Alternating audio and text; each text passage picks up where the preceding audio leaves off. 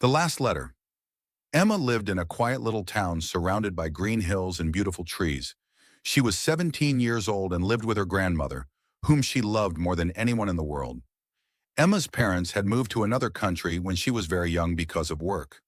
They promised to return soon, but years passed, and they could visit only once or twice a year.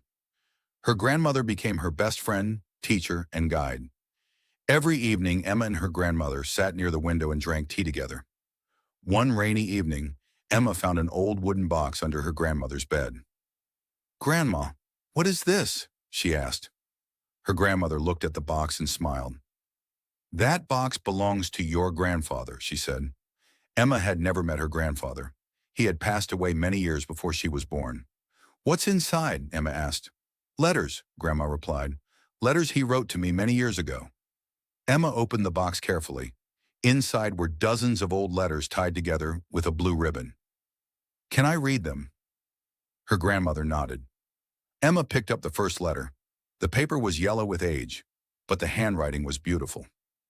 "My dearest Rose," the letter began, "I know you are worried because I have been away for so long, but please remember that distance cannot change what is in our hearts." Emma smiled. She spent the whole evening reading the letters. The letters told the story of two young people who had fallen in love many years ago. Her grandfather had traveled to another city to find work. He promised Grandma that he would return, but life was not easy. He worked long hours and saved every little bit of money. Whenever he missed her, he wrote a letter. Some letters were happy, some were sad, some were filled with dreams about their future. At the bottom of one letter, Emma found a sentence that touched her heart. "Someday when we are old, I hope we can sit together and read these letters." Emma looked at her grandmother. "Grandma, did you ever read them together?" Her grandmother's eyes became wet. "No," she whispered. "He never came home." Emma held her grandmother's hand. "What happened?" Grandma explained that her grandfather had become seriously ill while working far away. He passed away before he could return. Emma felt tears in her eyes. "But he loved you until the end," she said. Her grandmother smiled. "Yes, that is why I kept every letter." The next morning, Emma made a decision. She wanted to find the place where her grandfather had worked. She wanted to learn more about him. After searching through the letters, she discovered the name of a small town where he had lived.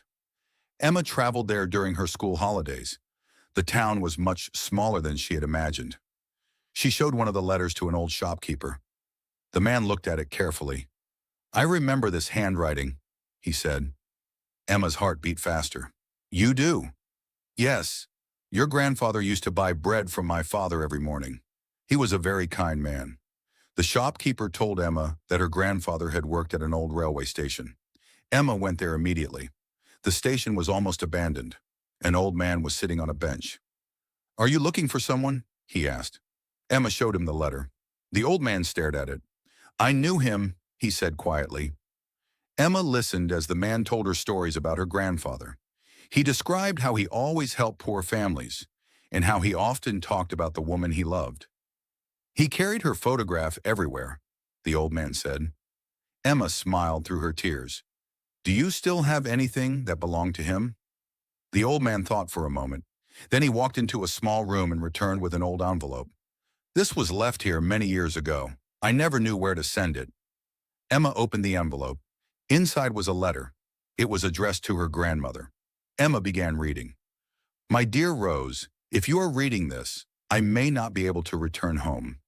I am sorry for every lonely night and every promise I could not keep. But please do not spend your life waiting for me. Live, laugh, see the world. And when you think of me, don't remember the sadness. Remember the beautiful days we shared. I have one final wish. If we are blessed with a child or grandchild someday, tell them that love is not measured by time or distance. True love lives in the heart. Always yours, Edward." Emma could not stop crying. She carefully folded the letter and returned home. That evening, she sat beside her grandmother and gave her the letter. Her grandmother read it slowly. For several minutes, she said nothing. Then she smiled. "He finally came home," she whispered. Emma hugged her tightly. From that day forward, Grandma stopped sitting sadly by the window. She began going outside again. Emma took her to parks, markets, and nearby towns. They laughed together. They took photographs. They made new memories. Years later, Emma became a writer. Her first book was about a young couple who stayed connected through letters. At the beginning of the book, she wrote, "Some letters are written with ink, but the most important ones are written with love."